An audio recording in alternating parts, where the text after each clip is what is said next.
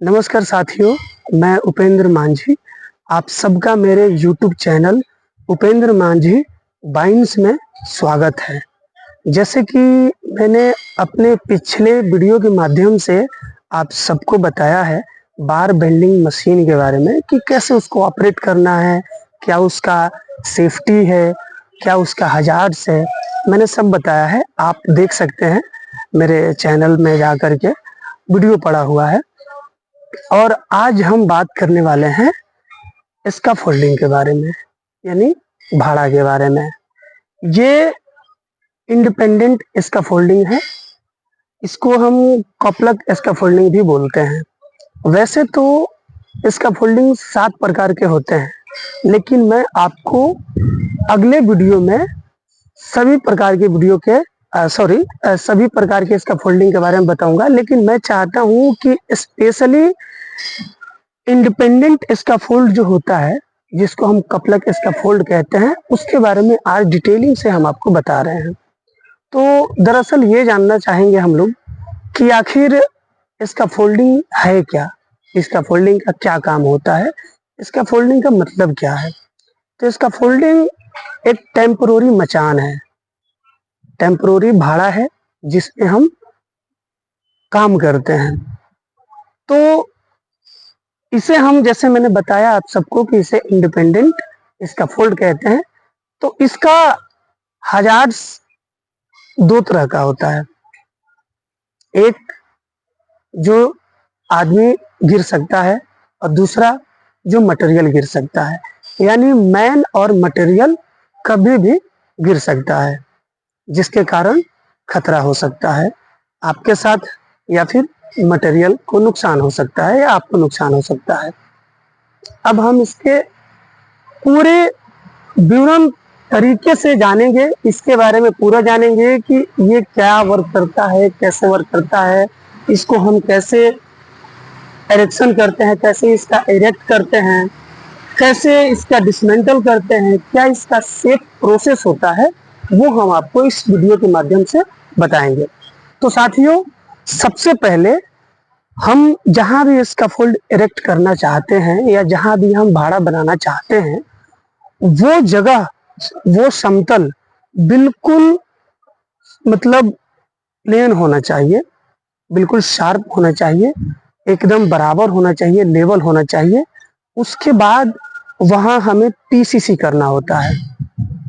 PCC कर देंगे तो ज्यादा बेटर होता है, क्योंकि उससे क्या है ना कि भाड़ा दबने का चांसेस कम रहता है, यानी कोलैप्स होने का चांसेस कम रहता है। ऐसे तो बहुत जगहों पे पीसीसी नहीं करते हैं, लोग नीचे प्लाईवुड डाल के कर लेते हैं, या फिर जीएसबी डाल के फिर प्लाईवुड डाल के कर लेते हैं, या फिर प्लेटा डाल के कर लेते हैं। प्लेट जो लोहा होता है, जिसको लोहा का वो प्लेट आता है, तो हम उससे एमएस का प्लेट से हम उस पे जो है अपना स्कैफोल्ड इरेक्ट करते हैं। लेकिन वो सिस्टम गलत होता है, वो तरीका गलत होता है। हमें सेफ स्कैफोल्ड इरेक्ट करने के लिए बराबर जमीन हो, बराबर समतल हो, लेवलिंग हो अच्छे से, वहाँ कंपैक्ट हो, पूरा मिट्टी वहाँ का कंपैक्ट मतलब दबा हो, बैठा हुआ हो अच्छा से। उसके बाद हम वहाँ पीसीसी करते हैं। पीसीसी करने के बाद सबसे पहले हम बेस प्लेट लगाते हैं। साथियों, आप देख सकते हैं ये बेस प्लेट है। तो सबसे पहले हम बेस प्लेट लगाते हैं। बेस प्लेट लगाने के बाद हम, ये हमारा वर्टिकल है, इसको हम वर्टिकल बोलते हैं, तो ये वर्टिकल खड़ा करते हैं। ये लेजर है। उसके बाद हम लेजर ज्वाइन करते हैं, और ये जो हमारा है ये कप है और ये लॉक है। तो इस कप लॉक को हम उस पर फिट करके और इसको टाइट करते हैं। तो ये प्रॉपर तरीका से हथौड़ा से, जो भी आपका हैमर हो, जो भी आपका हथौड़ा हो, उससे हम टाइट कर सकते हैं। और उसके बाद हम अगले स्टेप पे पहुंचेंगे। फिर हम अगर स्लेब के लिए स्टेजिंग कर रहे हैं या फिर इसका फोल्ड कर रहे हैं, तो हम 1000 पे ब्रेसिंग लगा सकते हैं, यानी लेजर लगा सकते हैं। और अगर आपको कॉलम का या किसी प्रकार का आपको भाड़ा चाहिए, उसको बनाने के लिए आप 3 तरफ से 1000 पे लेजर लगा सकते हैं, और एक तरफ से आपको 500 पे लेजर लगा सकते हैं, ताकि आपको आने जाने में सुविधा हो, आपको एक्सेस मिले, आपको रास्ता मिले। लेकिन कहीं कहीं पे वो अलाउ नहीं होता है, कहीं कहीं पे हमें सीढ़ी लगाना पड़ता है, लेडर लगाना पड़ता है, जो एल्युमिनियम का लेडर होता है। तो एल्युमिनियम लेडर से हम ज़्यादातर काम करते हैं। अभी तो स्टैंडर्ड हो गया है, तो लोग ज़्यादातर एल्युमिनियम लेडर इस्तेमाल करते हैं। उसके बाद हम ये 1000 पे लेडर ब्रेसिंग लगा दिए।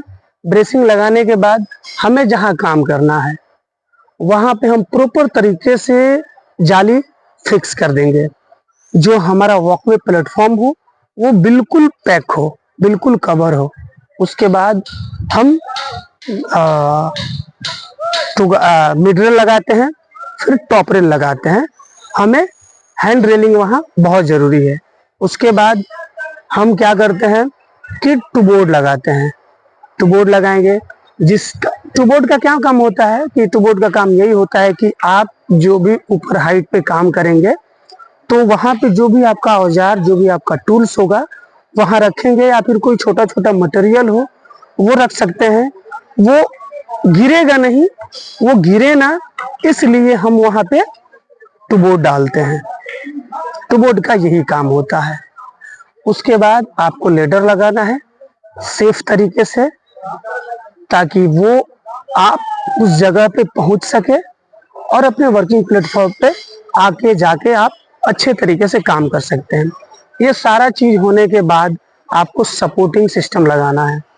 आपको सपोर्ट लगाना है कि आपका भाड़ा हिले ना, 2 तरफ से 4 तरफ से, जहां जितना भी आपको लग रहा है कि हमको सपोर्ट डालना चाहिए वो आपको सपोर्ट डालना है।